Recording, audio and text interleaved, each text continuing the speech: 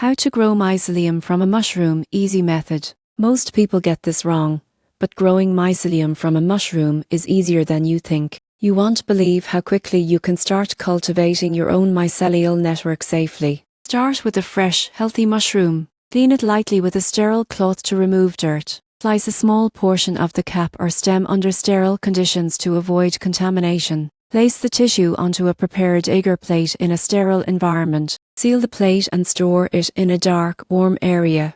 Over the next few days, you notice the white mycelium growing outward from the tissue.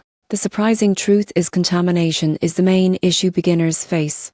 Using gloves, sterilized tools, and clean surfaces is essential. Regularly check your cultures and discard any plates showing mold or unusual growth. Once the mycelium fully colonizes the plate, you can transfer it to grain jars or other substrates to continue growth. This method ensures strong, healthy mycelium ready for further cultivation. In conclusion, growing mycelium from a mushroom involves preparing sterile tissue samples, placing them on agar, monitoring growth carefully, and transferring to substrates. Follow this easy method, and you'll cultivate robust mycelium successfully.